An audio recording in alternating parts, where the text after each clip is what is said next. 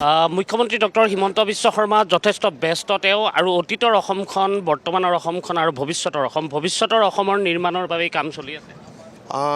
আমাৰ সামিট খুব ভাল কৰি হৈ আছে।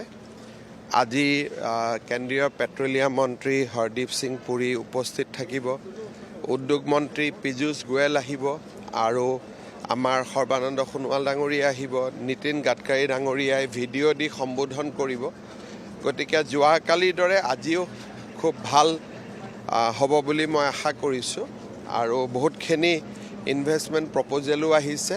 একেলগে গোটেইখিনি শেষত জনাব পাৰিম যে কিমান প্ৰপ'জেল আহিছে, কিমানখিনি ফিজিবল, কিমানখিনি হ'ব, কিমানখিনি নহ'ব, গোটেইখিনি আমি জনাব পাৰিম ছামিটখন শেষ হোৱাৰ পিছত।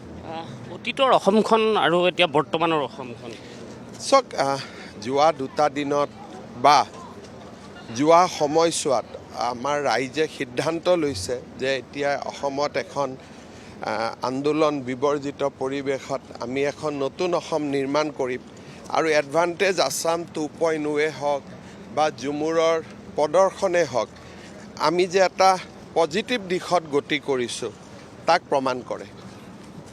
এতিয়া ৰিলায়েন্স হওক বা আমি আদানী গ্ৰুপক দেখিছোঁ, ঠিক একেদৰে জিন্দাল গ্ৰুপ সকলো আগবাঢ়ি আহিছে। নহয়, কালি আপোনালোকে দেখিছে যে টাটাই এতিয়া কৈছে যে তেওঁলোকে মোবাইল মেনুফেকচাৰিঙে হওক, এডভান্স চিপ মেকিংছে হওক আৰু 30,000 কোটি টকা বিনিয়োগ কৰিব।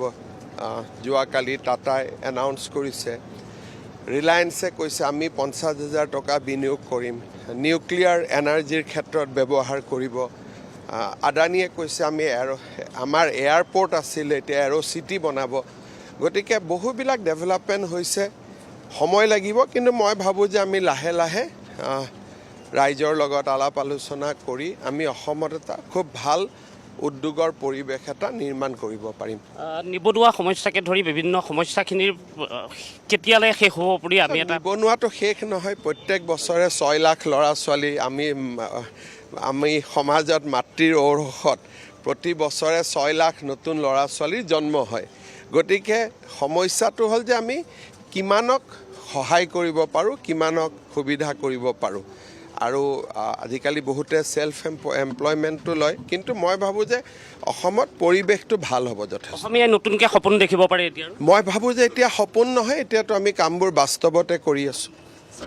এয়া আছিল মুখ্যমন্ত্ৰী ডক্টৰ হিমন্ত বিশ্ব শৰ্মা আৰু মুখ্যমন্ত্ৰী ডক্টৰ হিমন্ত বিশ্ব শৰ্মাই এডভান্টেজ আছাম 2.0 কেনেধৰণে কামখিনি চলি আছে আৰু ভৱিষ্যত অসমৰ নিৰ্মাণ কেনেধৰণে হ'ব, সেই সকলোবোৰ কথা এনেধৰণে খুব কম সময়ৰ ভিতৰতে কম কথাৰ মাজেৰে উপস্থাপন কৰিছে।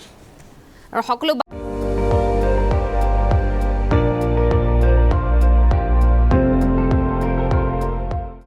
আপুনি চাই আছে ND24, সৰ্বশ্ৰেষ্ঠ নহয় সৰ্বোত্তমৰ দৌৰ।